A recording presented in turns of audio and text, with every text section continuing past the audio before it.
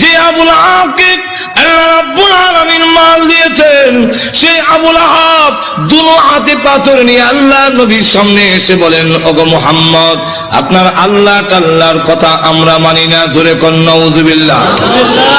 আপনার আল্লাহ টাল্লাহর কথা মানি না আমরা আল্লাহর কথা। এই কথা বলে নবীজি যখন পাথর মারতে গেল, আল্লাহ রাব্বুল আলামিন তখন ডাক দিয়ে বলেন, ওগো নবীজি, আপনার বিরুদ্ধে আসে নাই, বরং আমি আল্লাহর বিরুদ্ধে এসেছি। অত বড় নিমক কালাম আল্লাহ তার নবীর পক্ষ থেকে জবাব দিয়ে দিলেন।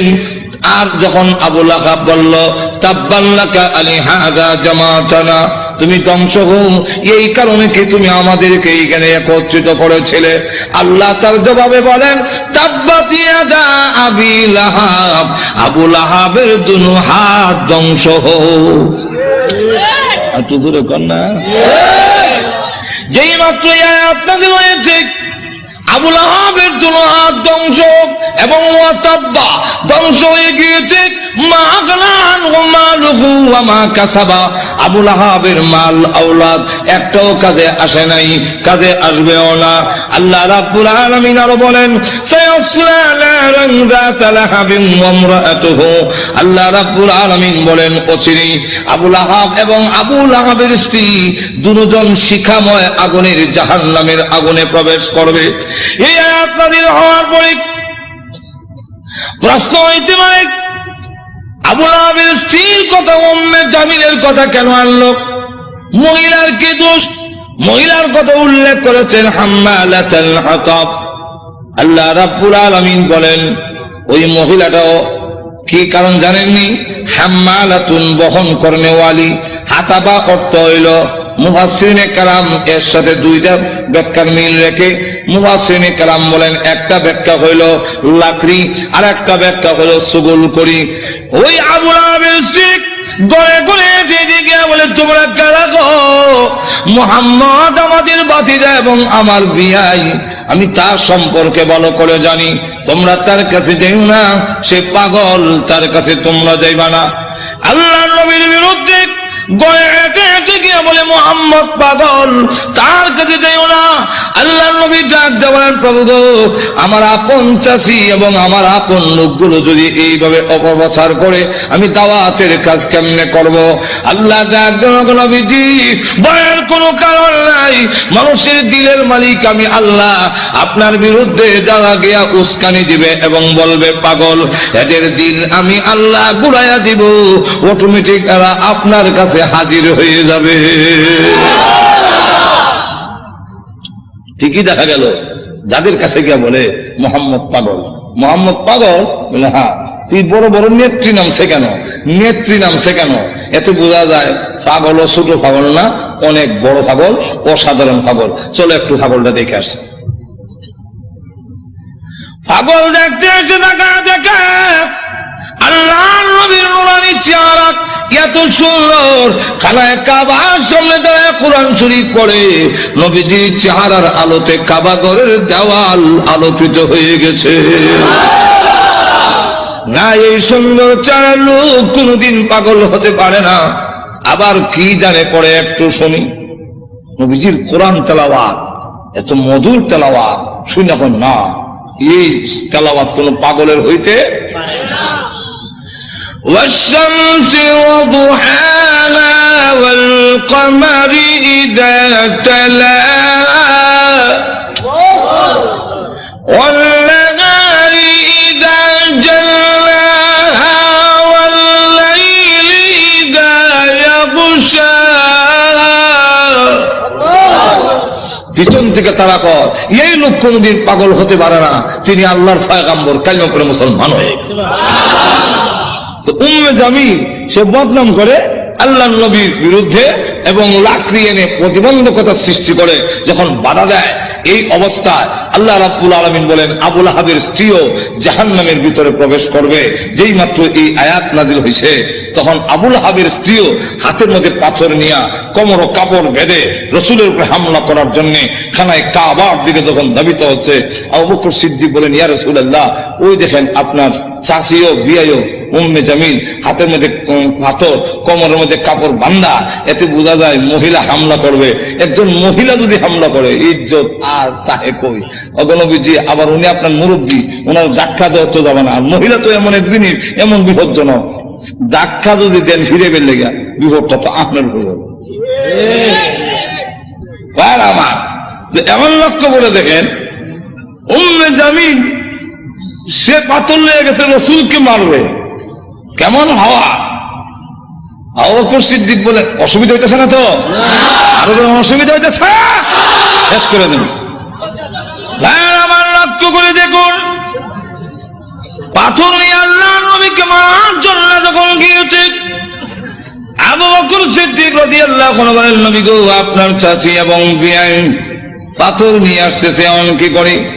নবীজি ডাকলেন আবু বকর, চিন্তার কোনো কারণ নাই, আমি মহান আল্লাহ কোরআন পড়ব, মহান আল্লাহ আমার হেফাজত করবেন। এই বলে রাসূল আরম্ভ করে দিয়েছেন ইয়াসিন ওয়াল কুরআনিল হাকীম। উম্মে জামিল কাছে গিয়া কয়, এ আবু বকর, একা একা বসে রইছ, তোমার সাথী মোহাম্মদ কই আজকে? আবু বকর সিদ্দিক রাদিয়াল্লাহু আনহু বলেন, আমি দেখি আমার পাশে বইয়া কোরআন শরীফ পড়তেছে, নবী দেখতেছি আর কানে শুনতেছি। মহিলা জিগায় মোহাম্মদ কও, তা তো বোঝা যায় দেখে না, তো দেখে না যেমন আমি কই রাখি। উম্মে জামিল হুমকি দেয়, তার ভাগ্য ভালো, তার কপাল ভালো, পাইলাম না, লুকাইয়ে গেছে গা, লুকাইয়ে গেছে, পাইলাম না, হ্যাঁ ভাগ্য ভালো। আর না আন্দাজ পাইছে না, আমার ডাবল হওয়া, ডাবল হওয়ার মানে দেশ যারা চালায়, এক সর্দারের বউ আমি, আরেক সর্দারের কন্যা। আবু জাহেল আমার বাপ, আবু লাহাব আমার স্বামী, আর জেনে ফেলবে। ডাবল হওয়া, ডাবল হওয়ার কেমনি হইল? সব তোর ভাঙ্গে কোয়া যায় না, বিপদ তো আছে। আমার ডাবল হওয়ার পাইলাম না, তার ভাগ্য বালা। আবু বকর সিদ্দিক বলেন, আমি দেখি তুই দেখস না হিরো, বুঝলাম না। নিবেদন করছেন ইসলামী প্রযোজনা প্রতিষ্ঠান বেতার বিতান রেডিও এন্ড সিডি। সে যখন চলে গেল আবু বকর সিদ্দিক বলেন, হুজুর আমি দেখি, সে দেখলো না কেন? আল্লাহ বললেন, আবু বকর তুমি কি কোরআন শরীফ পড়ো না? আল্লাহ রাব্বুল আলামিন আগে আমাকে জানায়া দিয়েছেন, وَإِذَا قَرَأْتَ الْقُرْآنَ جَعَلْنَا بَيْنَكَ وَبَيْنَ الَّذِينَ يُؤْمِنُونَ بِالْآخِرَةِ حِجَابًا مَسْتُورًا। হ্যালো বিয়া, আপনি যখন কোরআন শরীফ পড়ে তখন আপনার আর অবিশ্বাসী বেঈমান কাফেরের মাঝে আমি আল্লাহ হিজাবান মাসতুরা, গোপন পর্দা দিয়া আপনারে ঢেকে ফেলি। রাসূল বলেন, আবু বকর গোপন পর্দাটা কি জানো? ওয়াল্লাহু আ'লামু রাসূলুহু, আল্লাহর রাসূল বলেন, আমি যেই দিকে তাকাই সেই দিকেই দেখি অসংখ্য ফেরেশতা আমাকে ঘেরাও করে দাঁড়িয়ে আছে। আবু জাহেল আবু লাহাব ক্ষুব্ধ হইয়া দুই ছেলে, রসুলের দুই মেয়ের যে বিয়া করেছিল মনে আছে তো? কন, একটার নাম উতবা, আরেকটার নাম উতাইবা। রসুল প্রকাশ্য নবী হওয়ার আগে, রসুল প্রকাশ্য নবী হওয়ার আগে দুই মেয়ে এই দুই ছেলের কাছে বিয়া দিয়েছিল, কথা বুঝছেন? এখন সে এই দুইজনের কেন না কয়, তোমাদের শ্বশুর মুহাম্মদের কাছে আমার এবং তোর মার বিরুদ্ধে কোরআনের আয়াত নাযিল হয়েছে, অতএব তোমরা দুজন গিয়ে মুহাম্মদের সামনে বলতে হবে আপনার আল্লাহ টাল্লাহ মানি না। আর একটু জোরে কর না। আল্লাহ টাল্লাহ যেমন বোঝা যায় সাটা, জোরে কোন ঠিক কি? কেমন অবজ্ঞা, অবজ্ঞা কেমন চিন্তা করেন, নিমক আরাম কারে কর, জোরে কোন ঠিক না? তো গিয়া বলবি আল্লাহ টাল্লাহ মানি না, আর মুহাম্মদের 2 মেয়েকে তালাক দিয়ে আসতে হবে, আর না হয় আমি মনে করব তোমরা আমার অবাধ্য, আর আমার অবাধ্য হইলে যে কিছু পাইবা না, এটা তো বুঝো। যেমন বাপ ইমুন ফুলা, এটা তো বলার দরকার ছিল। আপনার কথা না মানলে অবাধ্য, আর আল্লাহর কথা না মানলে আর বড় অবাধ্য, যেরকম ঠিক কিনা? আপনার কথা না মানলে আপনার সম্পত্তি থেকে বঞ্চিত হব, আর আল্লাহর কথা না মানলে, নবীর কথা না মানলে জান্নাত থেকে বঞ্চিত হব। অনেক সাহাবীরা তো এরকম করছেন যে বাড়ি ঘর ছাড়তে রাজি, কিন্তু আল্লাহ রসুল ছাড়তে একটু জোরে কর না। গভীর রজনীতে আল্লাহর নবী বিশ্ব নবী রাহমাতুল লিল আলামিন হুজরা শরীফ থেকে প্রচন্ড শীতের মধ্যে বের হয়েছেন। এমনি তাকায়া দেখে একজন বাঁকা হয়ে দাঁড়াইছে, সোজা হয়ে দাঁড়াতে পারে না, কাপড় এইভাবে ধরে রেখেছে। দাঁড়ায় বলেন আসসালাতু ওয়াসসালামু আলাইকা ইয়া রাসূলুল্লাহ। আল্লাহর নবী বলেন, কে রে তুমি এত গভীর রজনীতে আমাকে সালাম দিচ্ছ? আল্লাহর নবী যে মাত্র জিজ্ঞাসা করলেন, উনি ডাকতে, হুজুর আপনি কি আমাকে চিনতে পারেন নাই? আমি আব্দুল্লাহ। আল্লাহর নবী বলেন, কোন আব্দুল্লাহ? ওগো নবীজি, কিছুদিন আগে ইসলাম ধর্ম গ্রহণ করেছি, আমার নাম ছিল আব্দুল উজ্জা, আমি আপনার নামটা পরিবর্তন করে আব্দুল্লাহ রেখেছেন, আমি সেই আব্দুল্লাহ। বলেন, আমার আব্দুল্লাহ তো ধনী বাপ চাচা, তার বাপ চাচা ধনী ব্যবসায়ীর ছেলে, সকাল বিকাল কাপড় পরিবর্তন করে আসতো। আজকে তো দেখা যায় গায়ে কাপড় নাই, একটা কাপড়ের টুকরা পরিধান করা, সোজা হয়ে দাঁড়াতে পারে না, তার লজ্জাস্থান খালি হয়ে যায়, হাত দিয়ে ধরে রাখছে কোন রকমে কাপড়ের টুকরা। আল্লাহর নবী বলেন, আমার আব্দুল্লাহর এই অবস্থা কেন? শীতের মধ্যে টরটর করে কাঁপতেছে, কিন্তু কোনো কথা বলে না, কোনো ডাক দেয় না। নবী গো, অপেক্ষায় বসে আছি, কোন সময় আপনি বের হবেন? আপনার নুরানি চারা যদি এক নজর দেখতে পারি, তাহলে আমার অন্তরে আর কোনো দুঃখ থাকবে না। আল্লাহর নবী বলেন, কি হলো তোমার এই অবস্থা কেন? আব্দুল্লাহ, হুজুর আপনার দরবারে কেন আসা যাওয়া করি? আমার চাচা আমাকে বলেছেন বাড়ি ছেড়ে দিতে হবে, আর না হয় মুহাম্মদের দরবার ছেড়ে দিতে হবে। নবী গো, আমি ঘোষণা দিয়েছি, প্রয়োজন বোধে আপনার বাড়ি কেন তাম পৃথিবী ছেড়ে দিতে পারি, কিন্তু একটি মুহূর্তের জন্য বিশ্ব নবীর দরবার আমি ছাড়তে পারবো না।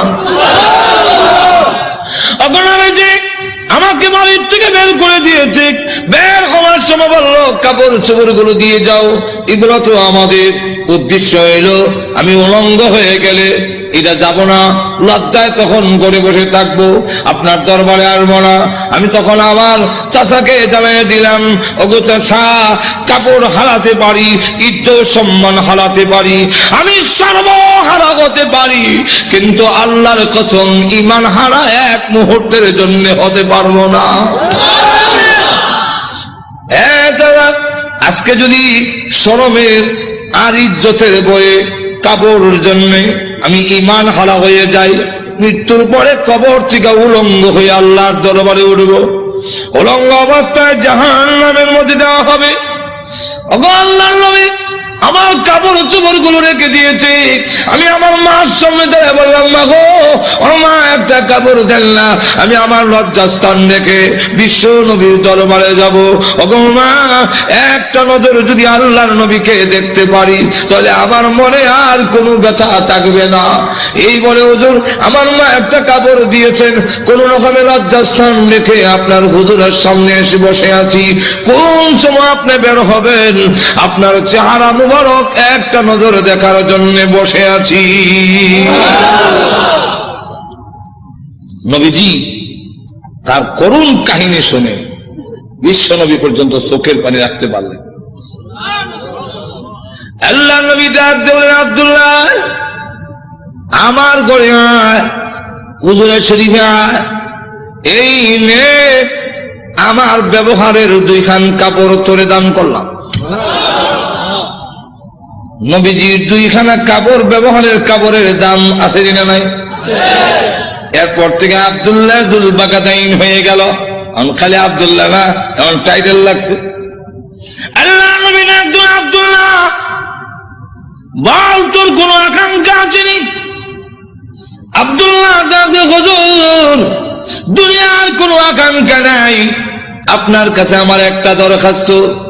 নবীজি আপনি বলেছেন শাহাদাতের মরণ হইলে মরণের কষ্ট হয় না।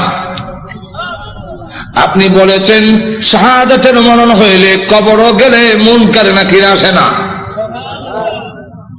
আপনি বলেছেন শহীদ হয়ে মরলে কিয়ামতের মাঠে কোনো হিসাব কিতাব হবে না, বিনা হিসাবে জান্নাতে যাবে। তাই আমার দরখাস্ত, ওগো নবীজি আপনি আল্লাহর কাছে বলুন আমার শাহাদাতের কামনা যেন মহান আল্লাহ কবুল করে নেন। নবীজি দোয়া করে দিলেন, দোয়া রাসূলের দোয়া, হাত উঠাইতে দেরি আর তোদের কবুল হইতে। আল্লাহ নবী বিশ্ব নবী রাহমাতুল লিল আলামিন দোয়া করে দিলেন। এখন আব্দুল্লাহর জন্য দোয়া কেমন কবুল হয়ে গেছে। তবুকের যুদ্ধে গেলেন, কিন্তু তবুকের যুদ্ধটা হলো না, ফিরে আসবেন। আব্দুল্লাহ রাস্তার মধ্যে অসুস্থ হয়ে গেলেন, সেখানে তিনি ইন্তেকাল করলেন। আল্লাহ নবী ঘোষণা দিয়েছেন আল্লাহর রাস্তায় যখন মানুষ বের হয়ে যায়, রাস্তায় মারা গেল শাহাদাতের সওয়াব তাকে দেওয়া হয়। আমার আব্দুল্লাহকে গোসল দাও, কাফন পরাও, আমি নিজে জানাজার নামাজ পড়াবো।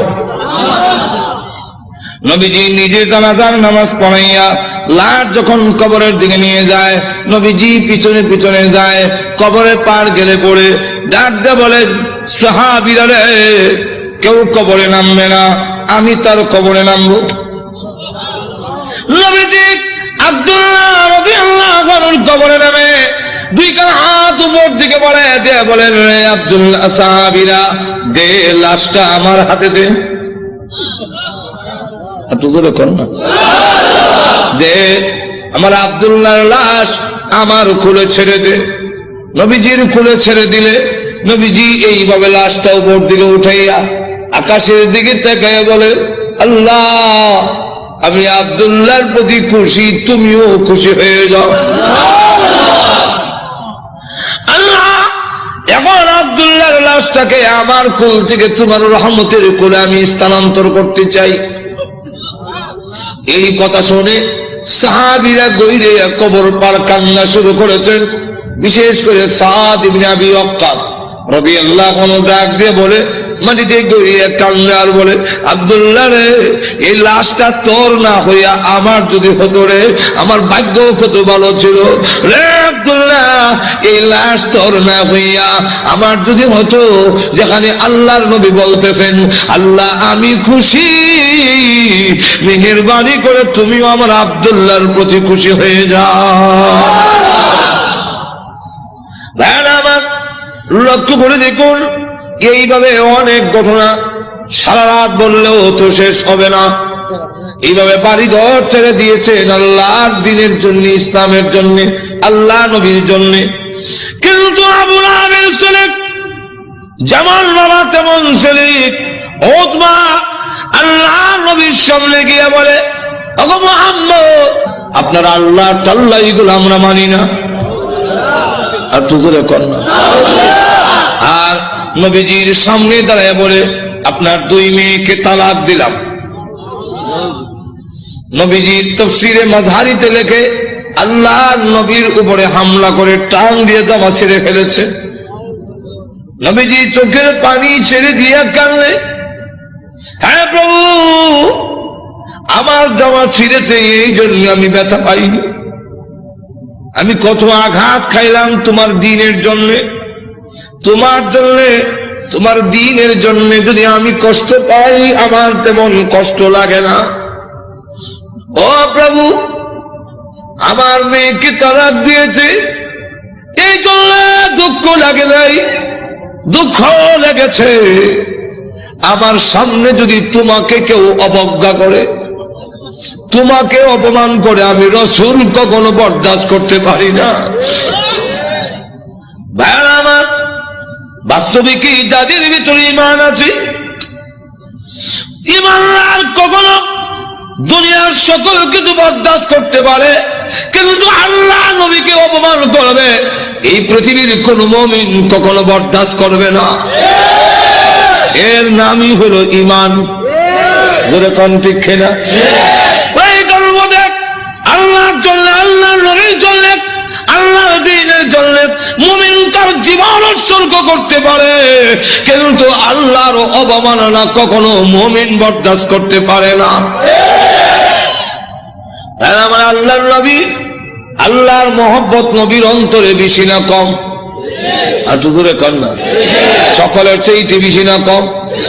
নবীজি কান্দেন আর বলেন, প্রভু গো, আমার সামনে কেমনে কয় তুমি আল্লাহ টাল্লাহ, এত বড় নিমক কারাম আল্লাহ আমি কেমনে বরদাস্ত করি?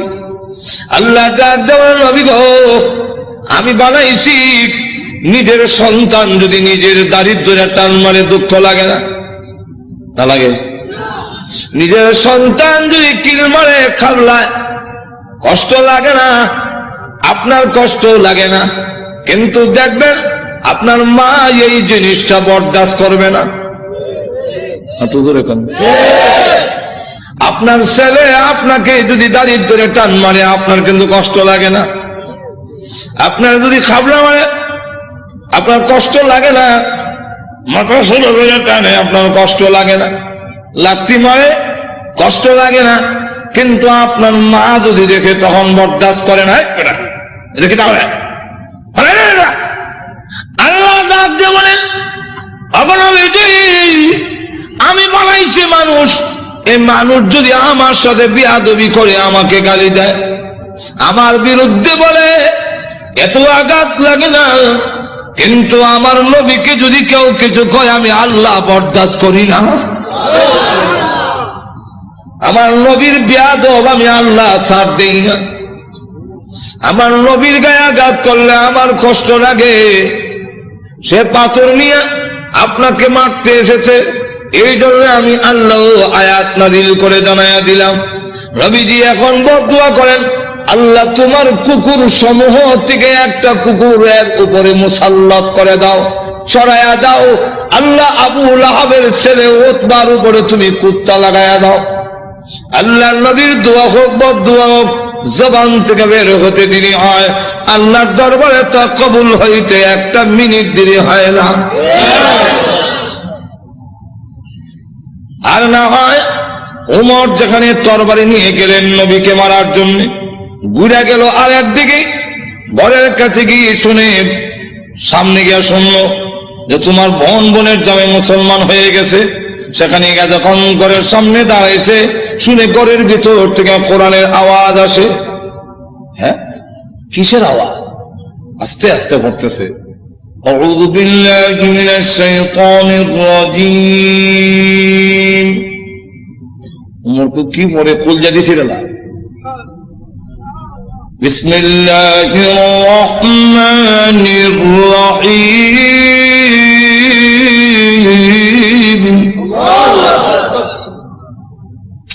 হ্যাঁ, গরকে আওয়াজ হইল না, ফাতেমা কাহা আজরাইল আইছে,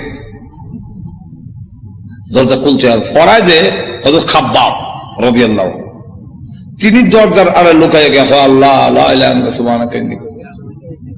বোন এবং বোনের জামাইরে তো একবারে মারবে না, উমর তো আমারে দুই টুকরা করলো, তরবারি আতই আছে, দরজার আড়ে লুকাইয়া খালি খতম ইউনূস পড়ে।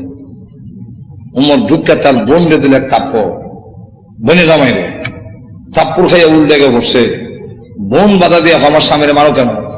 দিলাম তোরা। বোন যখন থাপ্পড় খাইছে, কানের পর্দা ফেটে গেছে, বোন তখন কয়, শোনো, তুমি যেমন খাত্তাবের ছেলে, আমিও খাত্তাবের মেয়ে। তুমি জানো না ঈমান এমন এক জিনিস, এটার মধ্যে যত চাপ দেওয়া যায় তত এটার স্পিরিট। ইমানদার এমন এক জিনিস, এটার যত গুতা দিব অত ভালো উঠবো। গুতা দিত না, ঘুমাইতাম। ঠিক ঠিক। চিড়িয়াখানা গেছে, ঢাকা চিড়িয়াখানা, এক বেটা গিয়া দেখে ফিঞ্জিরের ভিতরে রড দিয়া বাঘ তো আটকাইতেছে, দেখছেন না? তো চিড়িয়াখানার খানা এটা তো আর উন্মুক্ত না, সে যে উন্মুক্ত বড় ধরে খাইতো, এগুলো তো খাইতে পারে না, সামান্য খাওয়ান ভাই ধর্ষণার্থী একজন দেখুন না, লোকটা কয় এটা শুনছি বাঘ, এটা দিয়ে ছাগল, বাঘে না মানুষ দেখলে তর্জন গর্জন করে, এটা দিয়ে কিচ্ছু কয় না, তো দিছে সাথী দেখ গুতা নিবেদন করছেন খাওয়ান ঠিক ভাই হয় না, ফেরত ইসলাম প্রতিষ্ঠান তোমার এখানে গুড়া কিনে কামড়া সিটি সেন্টার। গুতা দেশ করে জানাস না ভাত গুতা দিলে ভালো উঠলো, যেমন গুতা দিছে অমনি কয় হাত হাত করে দেন খালছে, এখন জুতা মুজা হাতে হালাই এটা দিছে তো যেরকম ঠিক কিনা। ফাতেমা ডাক দেখো ভাই, তুমি যে আমার চট দিছে মনে করছো আমি বন্ধ হয়ে যাবো? সুস্পষ্ট করে বলে দেই, সত্য ধর্ম গ্রহণ করছি, মারতে পারো, জীবন গেল ছাড়তাম না। এখন কয়ে এই এটা নিয়ম, মানুষ যখন দিনের উপরে ইসলামের উপরে অটল অচল থাকে তখন তারা আল্লাহ সাহায্য আসে, আর যারা নির্যাতন করে হেরার দিলের মধ্যে আল্লাহ ডর ঢুকাইয়া দেয়। উমর কয় ইয়া তো মারলাম তো সামলাইতাম পারি না, কি পড়ছি রে দেখো না, তোমাকে দেওয়া যাবে না। কেন? এটা কোরআনের অংশ। ইন্নাহু লাকুরআনুন কারীম ফি কিতাবিম মাকনুন লা ইয়ামাসসুহু ইল্লাল মুতাহহারুন।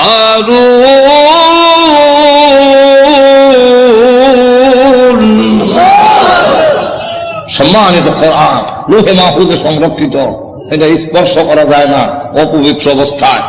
তাহলে কি করতে হবে? বলে গোসল করে যাও, কাফেররা তো মুত্তা ফানি লয় না, তুমি মুত্তা পরিষ্কার যাও দিছে। এখন কোরআন বলে তাহা মা আনজালনা আলাইকাল কুরআনা লিতাশকা।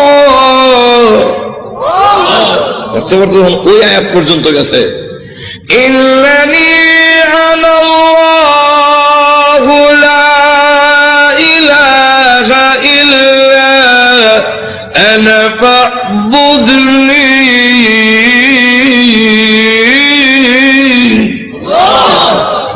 দেখে চোখ থেকে পানির নহর চালু হয়েছে। এমনি ডাক দেখা বোন আমার মোহাম্মদের দরবারে নিয়ে আসল, তো পর্দার আড়ালে যিনি লুকাই আছিল দরজার আড়ালে, মনে হতো ঘটনা কমটা আমার উদ্দেশ্য না, ঘটনা হলে তো এইটা বুঝে 1 ঘন্টা দেবো, ঘটনা হওয়া উদ্দেশ্য না, উদ্দেশ্যটা হইল ওই কথাটা বুঝে পেলে গা দরজার আড়াল থেকে এমনি কয় আর লুকাই থেকে লাভ নাই। এখন বুঝে লেছে উমর মারত না। তো সংবাদটা আমি আগে দিলাই, কারো সুসংবাদ আগে দিতে একটা মনের মধ্যে একটা আনন্দ পাওয়া যায়, তো আমি আগে দিলাই। এমনি দরজার বাইরে থেকে আড়াল থেকে বেরিয়ে কয় হ্যাঁ তাদেরকে কোরআন শরীফ আমি পড়াইছি। আচ্ছা, তো আপনাকে সুসংবাদটা দেওয়ার জন্য বেরিয়েছে, কেন আসলাম? কি সুসংবাদ? দারুল আরকাম গোপন ঘাঁটি, যেখানে দিন প্রচার করা হয় লুকায় লুকায় এখান থেকে, যার নাম ছিল দারুল আরকাম। এই দারুল আরকামে গত রাত্রে আমি বিশ্ব নবীকে দোয়া করতে শুনছি। আল্লাহ রসুল বলছেন আল্লাহুম্মা আইজ্জিল ইসলামা বিআদিল উমরাইন। আল্লাহ 2টা উমর থেকে একটা উমর ইসলামের ভিতরে এনে ইসলামের শক্তিশালী করে দাও।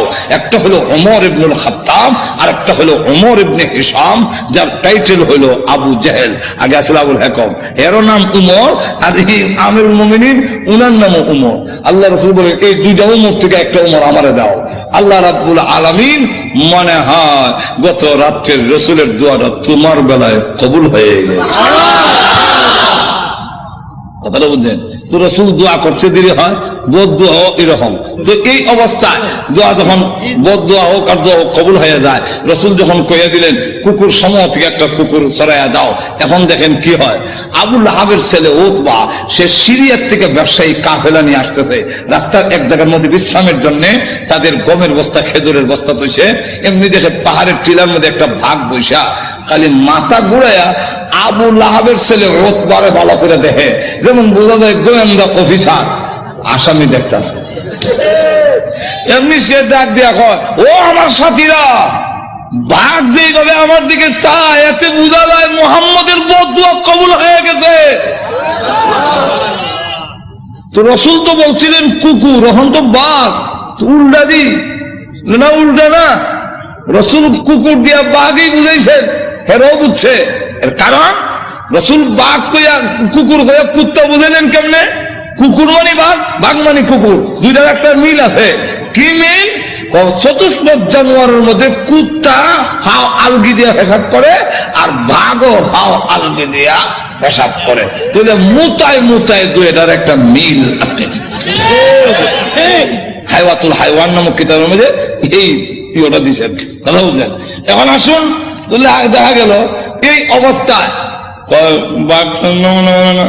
সকলে আপনি আমাদের ছেলে, সর্দারের ছেলে, আপনার সিকিউরিটির ব্যবস্থা আমরা করবো। আপনি ভয় পাচ্ছেন কেন? সিকিউরিটি তারা করবো। সিকিউরিটি কত সিকিউরিটি বন্ধ করলে খারাপ হিসেবে লোক নাই, মানুষ নাই, এরকম বহুত ঘটনা। আঠো তো এখন না, গজব আসবার হইলে ফিরাইতে পারে না। এমন দেখা গেল সিকিউরিটি দিবে, তখন তারা সব গমের বস্তা বুঝলেননি আর খেজুরের বস্তা একখানে একত্রিত করে একটা উঁচা পাহাড়ের টিলার মতো মানে সেখানে জায়গা করে দিয়ে বলেন, আপনি সেখানে ঘুমান, আমরা নিচে ঘুমাবো। বাঘের নিয়ম হইল আগে যারে পায় তারে খায়, তা আমাদেরকে খেয়ে না মেরে খাবে, এর আগে তো না। ঘুমান মানুষ সব ঘুমাইছে, হ্যাঁ নাক ডাকা। যখন নাক ডাকা আরম্ভ হয়েছে, বাঘে কয় আমার যাওয়ার টাইম হয়েছে। আল্লাহ যাইবার আগে গন্ধটা তোর নাক ফিট করে দেয়, এই গন্ধে যারে পাবি তারে ধরবি, উল্টা পাল্টা ধরিস না। বাঘ গিয়া যতটুকু ঘুমাইছে সবটুকু চেক করে, কারণ প্রত্যেকের শরীরে আলাদা একটা ছোট সময় বাইসাক যখন কোথায় গেঞ্জি রানবে, আমার গেঞ্জি রানিচ্ছেন, এখন কোন গেঞ্জি আব্বার কোনটা বাইসাক বুঝতাম কেমনি, আর নিলে থাপ্পড় খাম উল্টা হল্টা নিলে তো নাকও লাগাইতাম, নাকও লাগাই বুঝতাম এটা আব্বার গেঞ্জি, এটা বাইসাক গেঞ্জি, গন্ধের শরীরে একটা গন্ধ। হ্যাঁ, তো বাঘে গিয়ে সবচেয়ে চেক করে, গন্ধ তো মিলে না, আমার আসামি তো মাথা ঘুরাই দেখে বস্তার ঘুরে একটা ঘুমায় নাকটা হইতেছে। তাহলে এটা দেখে বেরি লাভ দিয়ে বস্তার ঘুরছে, ওইটা নাক লাগাইতে পারে, এই যে আমার আসামি বলা হচ্ছে। মিশে নিয়া মাথা এখানে, পা এখানে, হাত এখানে, নারী বুড়ি এখানে, আলাদা আলাদা করিয়া মাছের ভাগার মতো ছড়াইয়া বাঘ আবার গিয়ে ঠিলাত বৈশা অলক দৃষ্টিতে তাকে রয়েছে।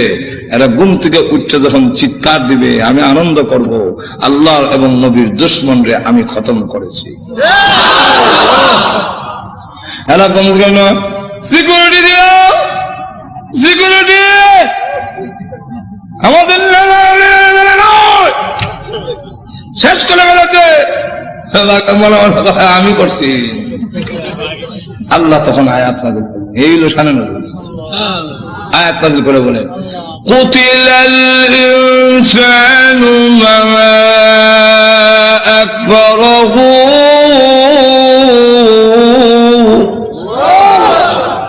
মানুষ ধ্বংস হয়েছে নি, আর তো ধরে কম রক্ষা করতে পারছে? আপনি আমিও ধ্বংস হব মরণের সময়, কেউ আমাদের রক্ষা করতে। আর তো ধরে কম কাল্লা ইযা বালাগাতিত তারাকিয়া ওয়া কিলা মান রাক, তখন কন্ট্রোল জান আসবে, কেউ রক্ষা করতে পারবে না। আল্লাহ তখন আয়াত নাযিল করে বলেন, কুতিলাল ইনসান, মানুষ ধ্বংস হোক, মানুষ বড় অকৃতজ্ঞ। এখন আল্লাহ এক একটা নিয়ামতের কথা তুলে ধরে বলেন, তুই যে অকৃতজ্ঞ হইলে একটু চিন্তা করলি না? মিন আইয়ি শাইইন খালাকা, তুই কিসের তৈরি, তোরে কি দিয়ে বানানো হইলো? এটার জবাব পারবো না, কারণ আমি জানি না তুই কি দিয়ে বানিয়েছেন। এর লাগে আল্লাহ নিজেই জবাব দিয়েছেন, মিন নুতফা, নাপাক পানি দিয়ে বানাইছি, যারা অত্যন্ত ঘৃণিত। আমি আল্লাহ এত সুন্দর করে তোরে বানাইলাম, আবার বানাইছি যে খালাকাহু ফাকাদ্দারাহু, কাদ্দারা ইউকাদ্দিরু। এটার দুইটা ব্যাখ্যা। একটা ব্যাখ্যা হইল তোমাকে এইভাবে বানাইলাম, গরু ছাগল এইভাবে না, তোমার কুদরতি স্প্রিং দিয়ে জায়গায় জায়গায়, মানে কুদরতি স্প্রিং, যেরকম ঠিক কেনে কুদরতি স্প্রিং। এরপরে গরু এমন লাগা দেয়, যেরকম ঠিক না। কিন্তু মানুষ, তুমি সেলুনে গেছে চুল কাটবা, ডাইন দিকে বামে বামে নিজে, যেরকম ঠিক না ঠিক না। মানুষ তোর মাথা এইভাবে ঘুরাইবার মতো এই যে কুদরতি স্প্রিং দিয়ে তোরে বানাইলাম। আল্লাহ গরু কিন্তু এই ঠ্যাং ভাঙ্গিয়া পেশাব করতে পারে না, তোর আডু মানতে পারো, তোর সব মানতে পারো, কুদরতি স্প্রিং জায়গায় জায়গায় দিয়া আমি আল্লাহ এমন ভাবে বানাইলাম। আবার তুমি যখন বস্তা নেবে মাথা, তখন রড থেকে আরো শক্ত, যেরকম ঠিক না ঠিক না। খালাকাহু ফাকাদ্দারাহু। আর একটা কাদ্দারার ব্যাখ্যা হইল কাদ্দারা ইউকাদ্দিরু তাকদীরান। এর অর্থ হলো তুই অত হতাশ হওয়ার দরকার নাই, অত পেরেশান হওয়ার দরকার নাই, সুদে ঘুষে খাওয়ার দরকার নাই। তোমার কপালও তোমাকে জন্মের 50,000 বছর আগে কপাল লেখা কয়টা দোকানের মালিক অবি, এটা লেখকেই তোরে দুনিয়াতে পাঠাইছি। যার বাস্তব প্রমাণ, যার বাস্তব প্রমাণ কপালে যদি না থাকে, বিদেশি ডিগ্রি থাকলেও বাংলাদেশের এমপি হতে পারে না। এমন ঘটনা বাংলাদেশও আছে, এমন শিক্ষিত লোক আছে যে আরেক দেশে গিয়ে পড়ায়, বিদেশ গিয়ে পড়ায়, এমন বড় ব্যারিস্টার আছে বাংলাদেশও, কিন্তু বুট পায় না। আর তোদের এখন না, বাংলাদেশে এমন ঘটনাও আছে উচ্চ শিক্ষিত, তো উচ্চ ডিগ্রি নাই, কিন্তু বাংলাদেশ সরকার প্রধান হয়েছেন। কেন হয়েছে? এটা কপালও লেখা, যেরকম ঠিক না ঠিক না। আর এটা ওই তলনাকের লেগে অত বড় ব্যারিস্টার হইয়া সংবিধান রচনা করিয়া ও তো পারে না, খেলে কোন না হওয়ার কারণ হলো এর কপালও এমপি লেখা নাই, যেরকম ঠিক কিনা। আল্লাহ তাই বলেন, এক একটা নিয়ামত উল্লেখ করে আমাদেরকে বলেছেন নিমক খারাপ